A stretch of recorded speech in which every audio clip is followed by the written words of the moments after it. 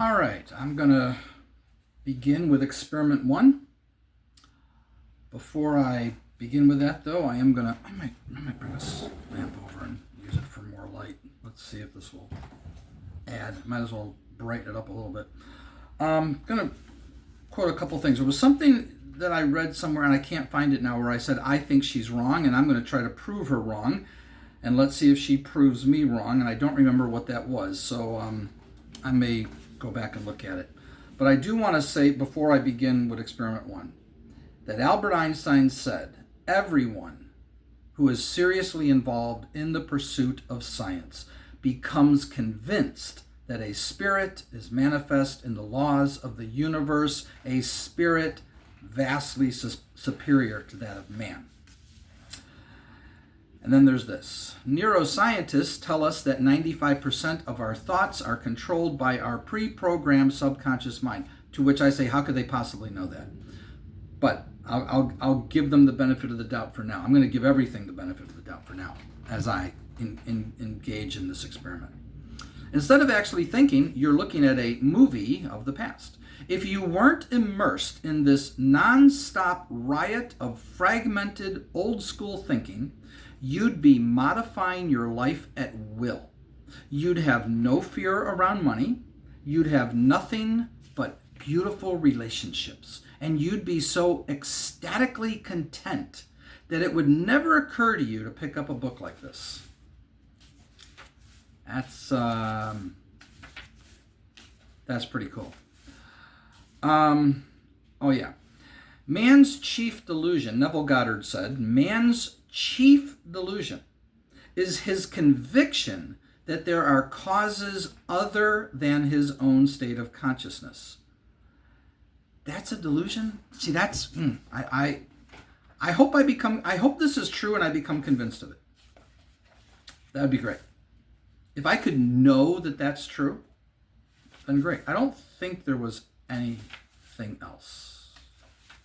I think I'm ready to just go ahead and skip right ahead and let's just, yeah. Charles Proteus Steinmetz said, someday people will learn that material things do not bring happiness and are of little use in making men and women creative and powerful. I'll concede the last point is true. I totally disagree with the first part. Not that material things in and of themselves will bring me happiness, and only those things will bring me happiness, but to say that they don't is factually incorrect. And if I'm wrong, I hope they prove me wrong again. But this brings me happiness. I have a light. I'm really glad that we have electricity. It's so nice to have electricity and I can light up and read. I'm so glad I have a computer. I'm so glad I can make this video. People will learn that material things like making videos on YouTube, having a computer, having a phone that's more powerful than all the equipment used to send us to the moon. Assuming we went to the moon. That's still a controversial topic for me, and I'm still not convinced of it, but who knows? I don't say we didn't. I'm like, I don't know. I'm not sure. All right. Experiment 1, page 27. And by the way, it's about 9:45 Saturday morning. I'm doing this, so here we go. The weird title, The Dude Abides Principle. The dude abides. I'm not a dude. I'm a guy. Dude. I hate that word. Yet I've used it. All right, there is an invisible energy force or field of infinite possibilities. Okay. Albert Villoldo, PhD, Cuban-born author and teacher of energy medicine, said, everyone else is waiting for eternity, and the shamans are saying, how about tonight? Like that. All right, the premise. By the way, this experiment begins on page 27 and ends on page 40. That's the last page of it, so a little long.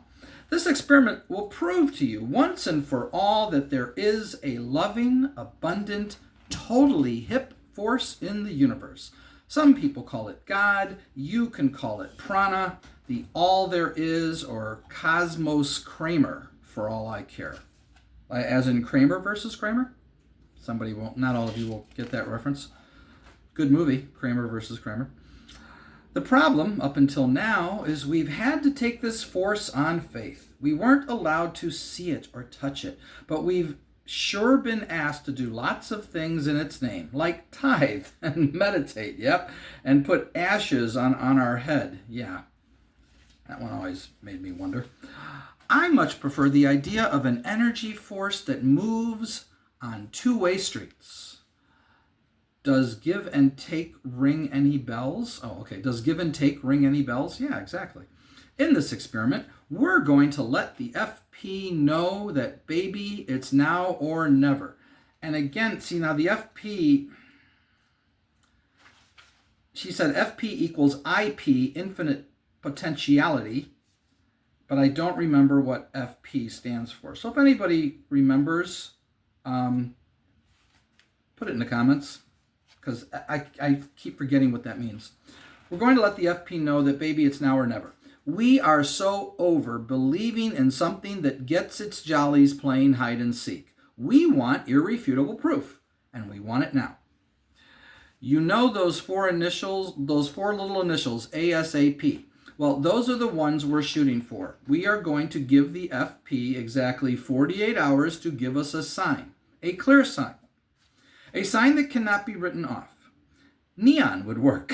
Yeah, good one. I like that. All right, now see, that's cute writing. Neon would work. Okay. Because we bought this idea that the force is vague and mysterious. My dad referred to God as old strange ways. I like that one too. We don't really expect to find it. My dad was agnostic, by the way, in case you're wondering. He believed in God, but he had his doubts. The force is vague and mysterious. We don't really expect to find it. Or at least we're not surprised when we don't. Because we haven't been trained to notice this inspiring, energizing, life-altering force is zooming in, around, and through us without our awareness.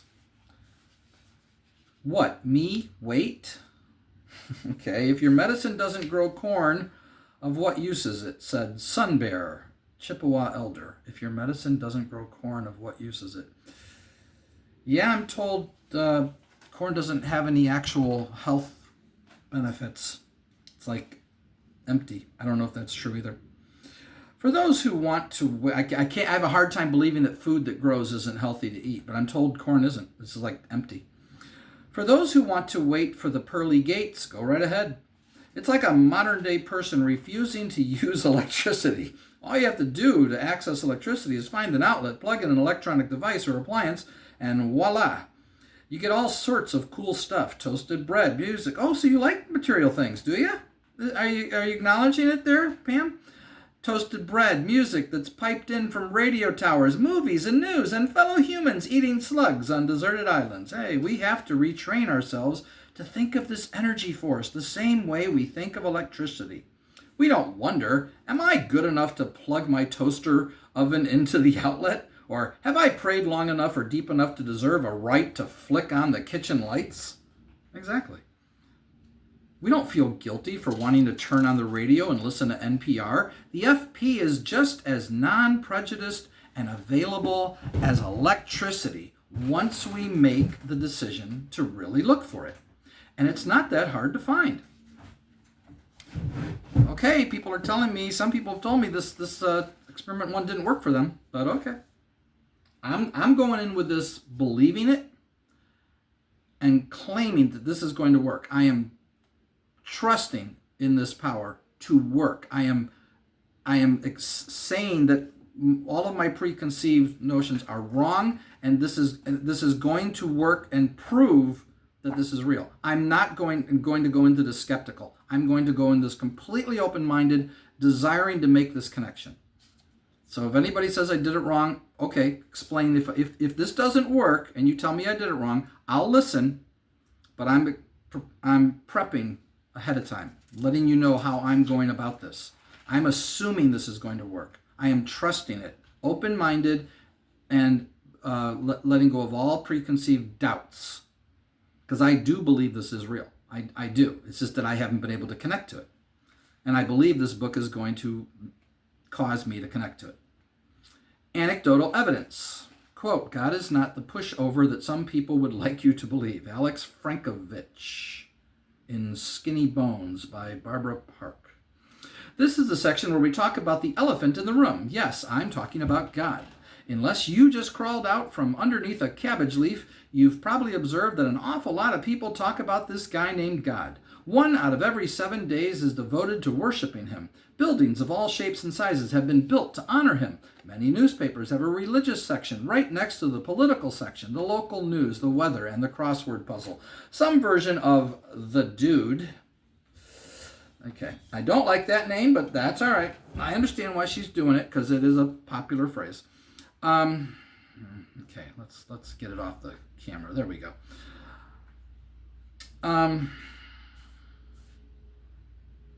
Some version of The Dude, to borrow a moniker from cult classic The Big Lebowski, exists in every culture that has ever existed. Even physicists whose sole line of work is studying the properties and interactions of matter and energy know about the invisible force. Most of them do not call it God. Albert Einstein, for example, claimed no belief in the traditional God, but he sure as heck knew there was something a whole lot juicier out there in the cosmos. He said he believed in Spinoza's God. Whoever Spinoza is, I don't even know. That juice, he said, was all he really cared about. The rest, he claimed, was just details. The God most of us believe in is an invention of man, fabricated for the sake of convenience. We accept this human-made God as an indisputable fact, but it makes no sense. If God is love, if God is perfect, if God is all the other beneficent descriptions we ascribe to him, why would he toss anyone into a lion's den? Furthermore, why would anyone in the world, just because you don't understand it, don't jump to conclusions so quickly there. And that could all be spiritual stories. Earthly stories with spiritual meanings. Furthermore, why would anyone in their right mind want to hook up with a capricious and unjust God who gets his jollies from punishing them? Yeah, there you go. Even the ditziest of women knows, theoretically, she shouldn't hang out with a guy who might hurt her. I mean, who needs it? Okay. So, now in bold, God as terrorist. Jules Renard, French author, said, I don't know if God exists, but it would certainly be better for his reputation if he didn't. That's a good one. Yeah, for those of you who haven't read the Old Testament and you wonder, just read Ezekiel 9. That's all you need to read. And get back to me. No sooner had I mastered my ABCs than I was taught that I, little Pammy Sue Grout, was a miserable sinner and had fallen short of the glory of God. Oh, you were told that too. Yeah, well, again, it's a matter of interpretation, including Ezekiel 9. But on the surface, oh my God. It was a fact, same as 2 + 2 = 4, and Elementop is more than one letter in the alphabetical lineup. The only redeeming part of this all-important lesson is at least I wasn't alone. Turns out everybody else in the world is a sinner too, even Mrs. Beckwith, my tender-hearted kindergarten teacher, who let me bring Pokey, my pet turtle, to class every other Monday. The bad thing about being a sinner is it guarantees a one-way ticket to hell. It was a little hard getting a handle on hell, being I hadn't traveled much further than the Kansas border, but according to my dad, hell was not a place you wanted to be. It was hotter than my Aunt Gwen and Uncle Ted's house in Texas the summer their air conditioner broke.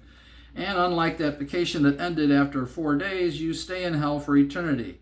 To understand eternity, he said, you think of how you felt last December 26th waiting for Christmas again. The escape clause is that you can get saved. So when I was 4 years old, with the church organ playing, just as I am, I walked to the front of the little Methodist church in Canton, Kansas, plopped down on my knobby little 4-year-old knees, and asked the good Lord to forgive me for my sins. My family, from a long line of Methodists, collectively breathed a sigh of relief. Dad and Mom called all the aunts and uncles that very night to broadcast the good news.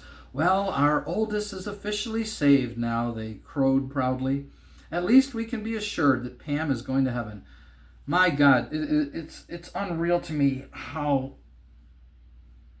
sad the things that millions of good Christian people believed. It really came down to that. Okay. It's just so ridiculous. The best part, they figured, was that my conversion couldn't help but set a good example for my sister, Becky, who was 2, and my brother, Bobby, who was only 3 months old, although I secretly hoped they would give him until he was old enough to talk. They would give him until... Okay. Of course, you didn't want to take any chances.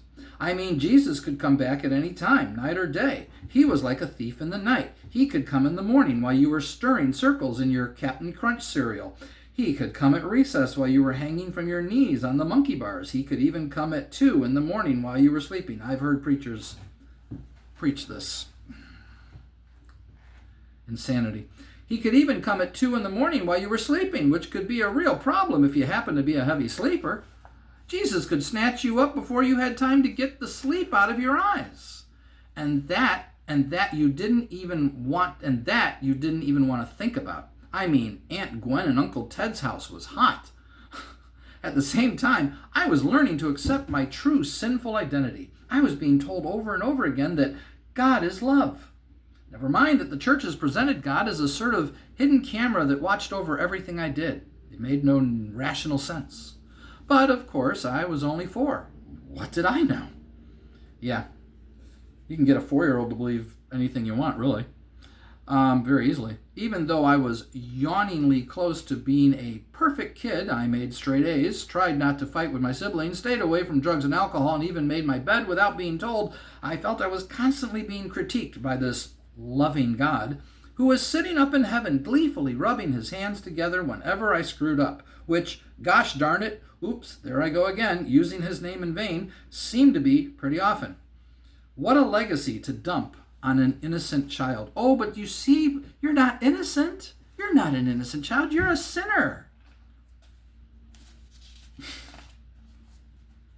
The roots of Calvinism right there. Boy, I'll tell you, it's really sick.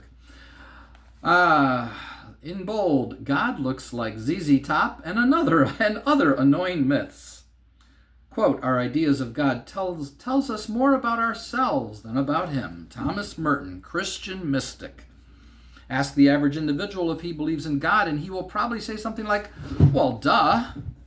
However, I'm trying to get comfortable. However, it's unlikely he will have ever asked himself exactly what he means by God. When pressed, he'd probably offer some cliche about the guy upstairs. Or like my dad said, old strange ways. Trying to define God, of course, is impossible. God isn't static any more than electricity or light is static. God lies beyond the material world of matter, shape, and form. It fills the cosmos, saturates reality, and supersedes time and space. But that doesn't stop us from trying to construct definitions. Here are the top 8 whoppers we've made up about God. Whopper number 1, God is a him. Even though the progressive churches sometimes refer to God as she, the FP doesn't really have a gender. We certainly don't talk about Mrs. Electricity or Mr. Gravity. The more appropriate pronoun would be it. The FP is a force field that runs the universe, the same energy source that grows flowers, forms scabs over skinned knees, and constantly pushes for wholeness. God is more like the Force in Star Wars, right? A presence that dwells within us, a principle by which we live. That's why Luke Skywalker and Darth Vader have become such a phenomenon. Star Wars is a myth that speaks to us at a deep gut level. Exactly. Some part of us knows that the Force is with us and that we, through our words, thoughts, and deeds, create the world. Whopper number 2, God looks like ZZ Top, makes black check marks after your name, and is basically too busy working on world hunger to care about you. Yeah, he just can't seem to solve world hunger. Too bad for an all-powerful, all-knowing, all-present deity. God, if you believe the accepted box, is a little like Boo Radley in To Kill a Mockingbird. This mysterious neighbor constantly peering out the window, and I forget how that story... I don't even know if I've seen the movie. I know I didn't read the book. I believe it's a banned book in some religious circles, right-wing religious circles. and To Kill a Mockingbird. This mysterious neighbor constantly peering out the window of his penthouse suite, waiting to catch us doing something naughty. Naughty, naughty. Okay. We can't really see him, but we've been properly warned that he's there, watching, judging, monitoring our every move. If you don't follow this commandment, or if you break that rule, God just might send his angel secret service after you to bop you on the head like little bunny foo-foo. Whopper number 3, God plays favorites. The FP is a force field that's equally available to everyone. It's a natural capacity in all of us, not an exclusive gift bestowed upon a few. In fact, that is the primary lesson Jesus taught. God is within. You are part of God. You can perform miracles. To worship Jesus the way we do is a little like worshiping Benjamin Franklin, because he first discovered electricity. Ben Franklin sent that kite up in an electric storm so we could use the principle he demonstrated. He didn't do it so we'd build temples to him, paint pictures of him, and wear little commemorative keys around our necks. He wanted us to take the principle of electricity and use it, which we do, to run radios and computers and air conditioners. Had we stopped with Ben's discovery the way we did with Jesus' discovery, we'd all be sitting in the dark. Benjamin Franklin didn't invent electricity any more than Jesus invented spiritual principles. Lighting and the resulting electricity have always been available. We just didn't realize it or know how to access it. Galileo didn't invent gravity when he dropped the wooden ball off the Leaning Tower of Pisa. He just demonstrated it. Okay, I've already talked about my questions with gravity and why does the thing fall. But if it's gravity, fine. I'm not saying it's not gravity. I'm saying it sounds odd to me. It just sounds like a really weird thing. I think it's that it weighs more than the air, and that's why it falls. But that's just me. Likewise, Jesus demonstrated spiritual principles that he wants us to use and develop. We've wasted 2,000 years worshiping this idol of him instead of using the principles he taught us. Look through the Bible and nowhere does Jesus say, worship me. His call to us was, follow me. There's a big difference. By making Jesus out to be a hero, we miss the whole point.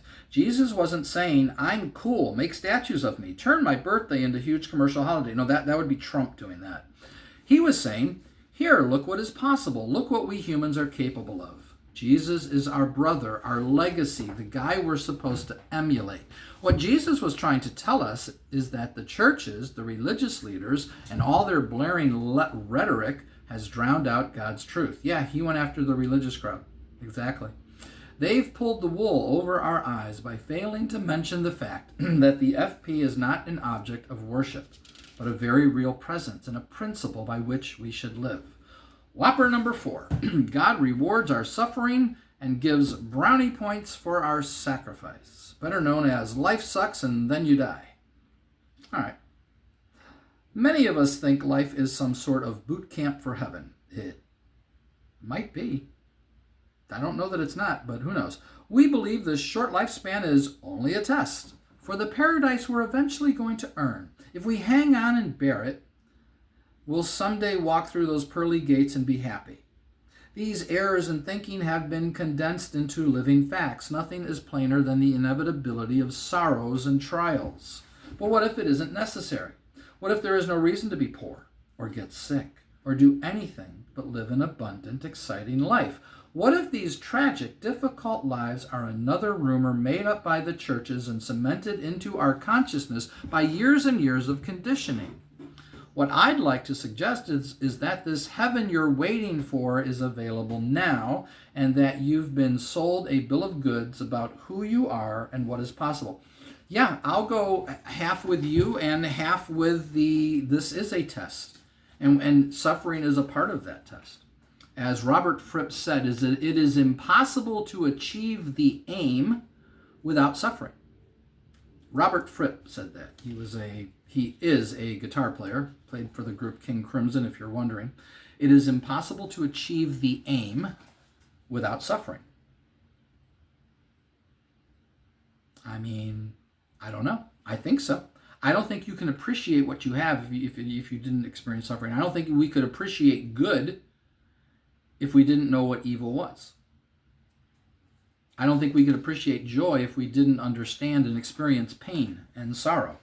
So in that sense, I agree with their principles, but I also agree with her that I think both are right and for different reasons. Whopper number 5, God is just so demanding. Yeah. The FP doesn't judge. It doesn't punish. It doesn't think. Sammy C was a good boy yesterday. What do you mean it doesn't think? Okay, maybe that's true. Sammy was a good boy yesterday, helping that little old lady cross the street. I think I'll answer his prayer about winning the lottery. And those are thoughts Clarence Thomas might think. Yeah, there you go. The FP doesn't need anything. It requires nothing of us. It makes no demands. It doesn't like Mother Teresa more than Celine Dion. Only misinformed humans, scrambling desperately to make sense of their world, came up with a God who plays eeny, meeny, miny, mo with our lives. A God who likes and dislikes the same people we do. There you go. Our fear has trapped us into a box that plays out our very limited perception. Whopper number 6. You don't want to ask too much from God. You certainly wouldn't want to bug him. As I've already pointed out, the FP is not a person, therefore you cannot bug him. The FP is a power, an unseen, energetic force. It isn't finite or limited, so you certainly couldn't ask too much of it. As the old saying goes, you can take an eyedropper or a bucket to the ocean. The ocean doesn't care. If anything, we don't use the FP power nearly enough. This is an all-powerful force we're talking about here, not some last-minute relief team that comes in to pay the mortgage. The FP is not an adversary that has to be coaxed to the bargaining table. I agree. I absolutely agree with her about that. Whopper number 7, God is just so vague. Au contraire, once you get rid of the black cloud of rumors and half-truths that hide your awareness, you'll find the unseen force communicates just as clearly as Dr. Phil. Don't use Dr. Phil. No. She didn't know that he was a total... Ugh. Once you rid yourself of the blocks, I'm sure she didn't realize what a... Anyway, I'll shut up now. Once you rid yourself of the blocks, you'll be shown exactly what to do and how to do it. Again, we need to condition ourselves to think of God more like we think of electricity. Electricity doesn't care who plugs in a curling iron. Yeah, but if you aren't careful, it'll zap your ass and you'll just die. Remember Aaron's sons?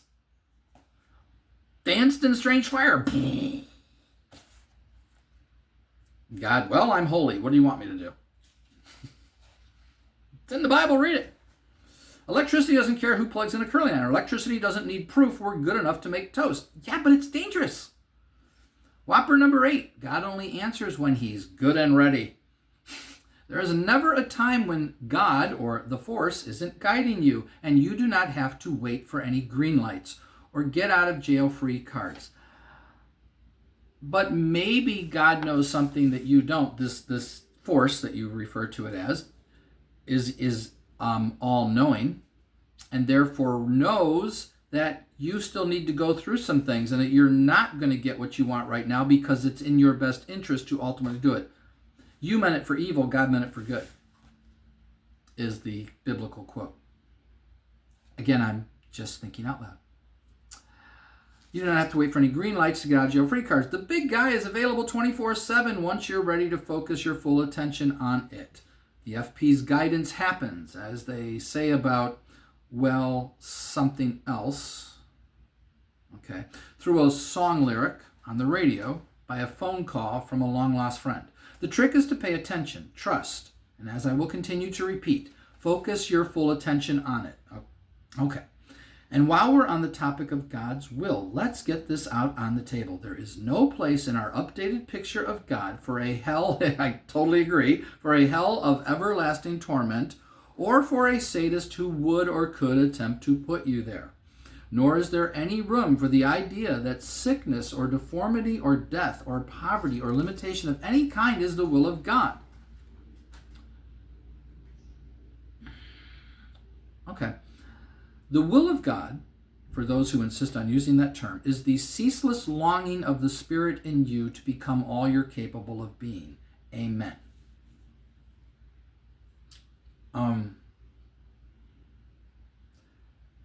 The everlasting torment thing, how anyone can conclude that that's biblical because it says so right there in the Bible.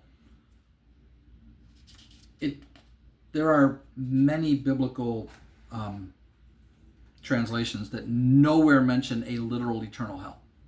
It's nowhere found. Many. I'm just going to throw that out there.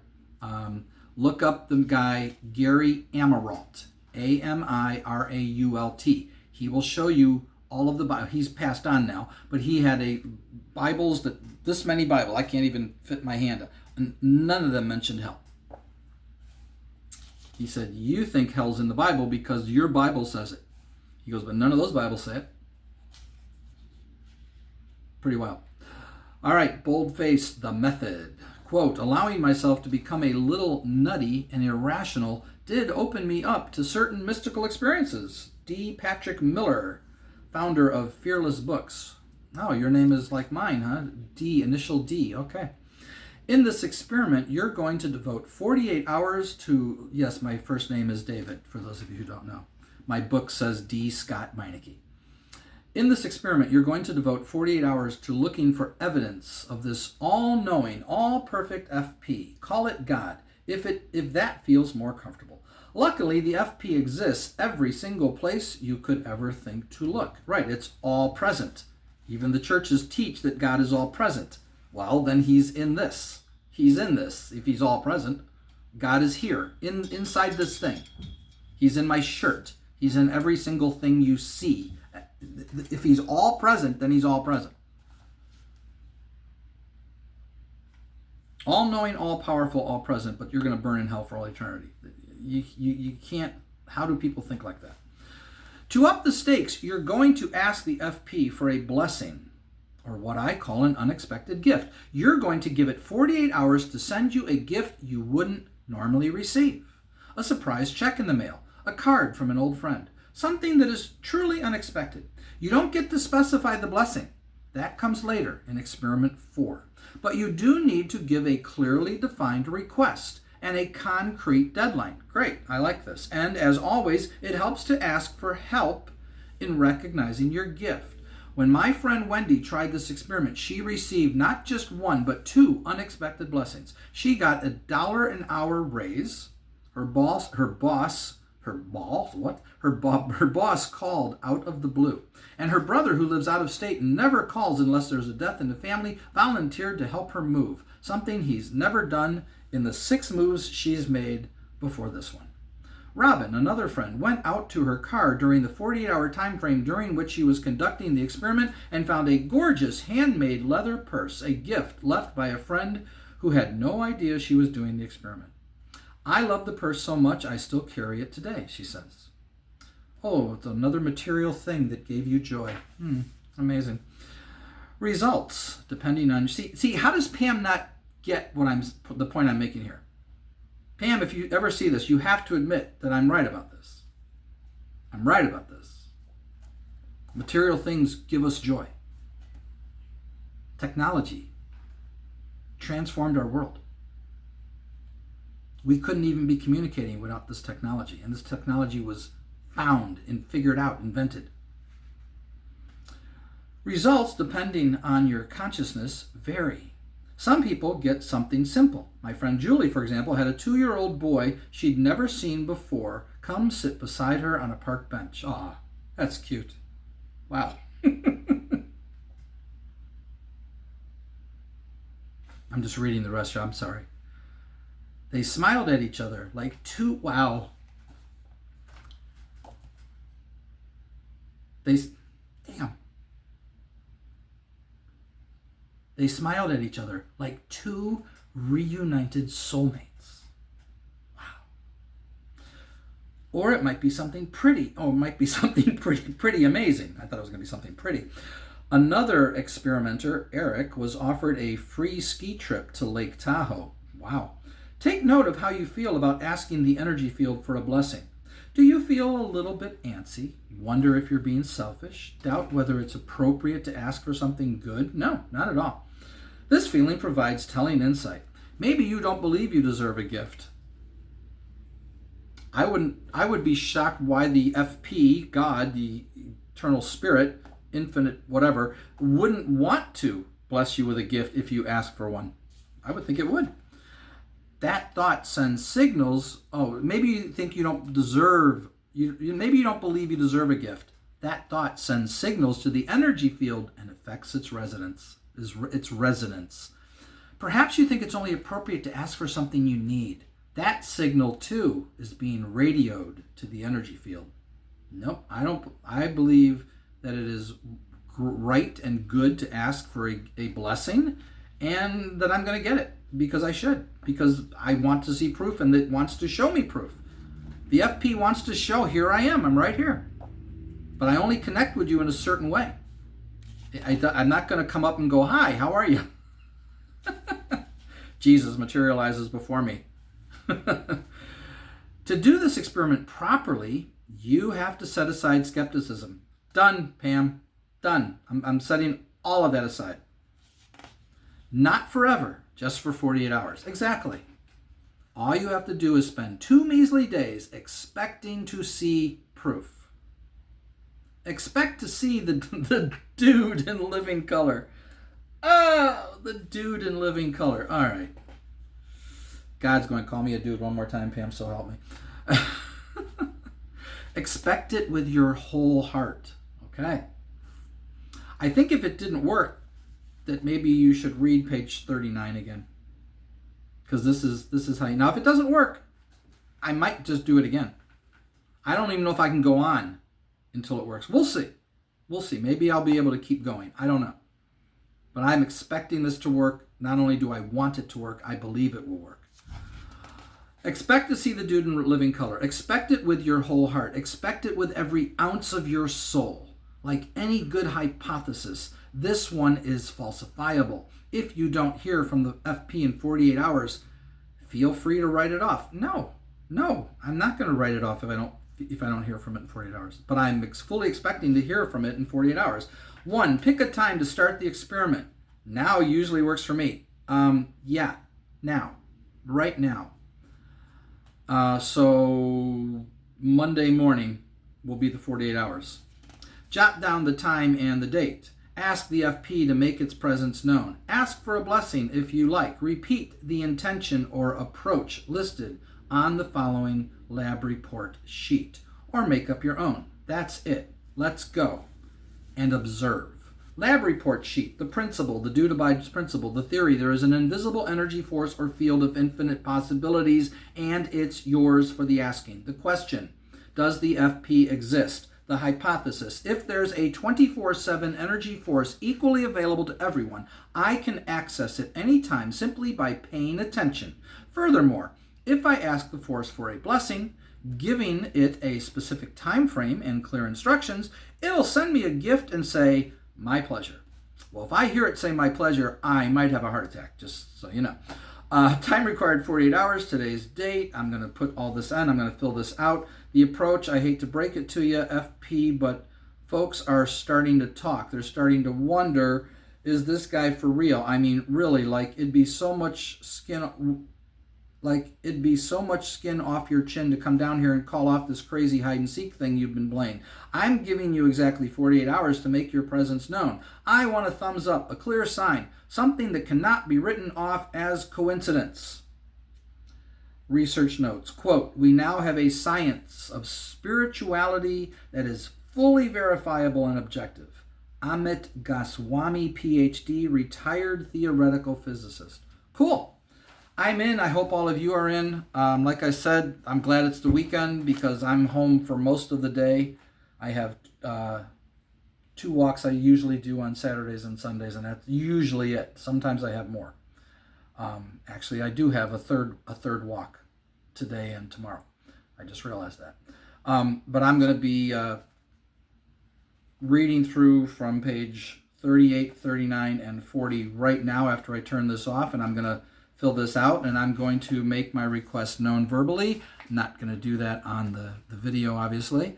Hope we're all doing it together. If not, that's okay. But I invite, I would love to do it with people. I really, really would. I think it's great. And I've already had things happen in my life. I mean, I don't even need proof. I mean, I once had a storm coming at us, and I didn't want it to rain. This is going to sound weird. the building was leaking. Okay.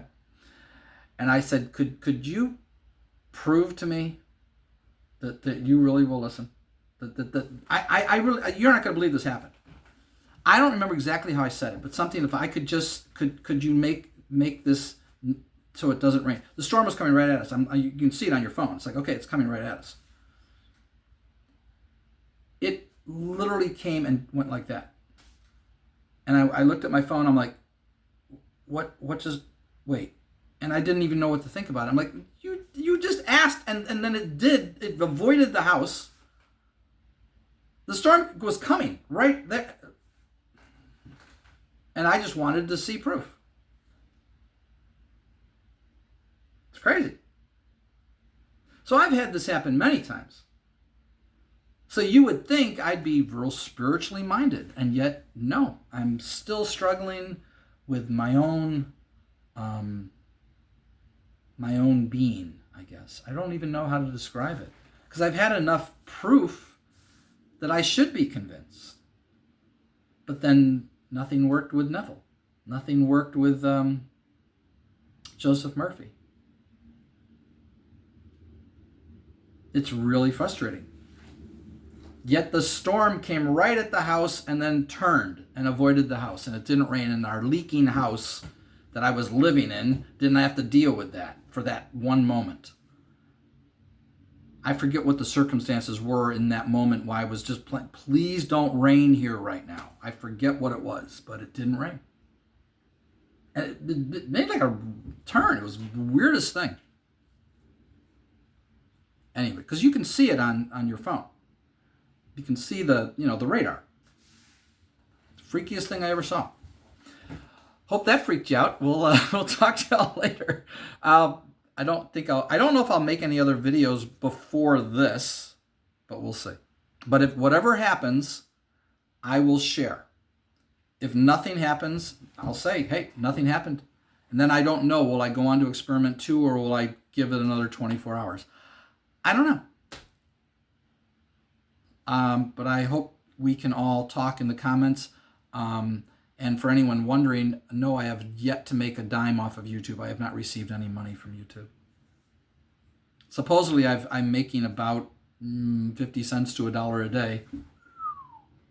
That's about what I'm supposedly making. According, when I click on my dashboard, it says current revenue over the last 20 days, $15 or whatever it says. But I have yet to receive anything. I don't know what the issue is. Maybe it's waiting until I get up to 100 or something before it makes a deposit in my. I don't know. And I don't care. It's not that. I mean, I want more money, like we all want more money. But whether I make money on YouTube or not isn't going to stop me from doing YouTube. I do YouTube because I like it. I enjoy it. This is just icing on the cake if I get money. And hopefully it'll be a big cake with a lot of icing. I'll talk to y'all later. Bye-bye.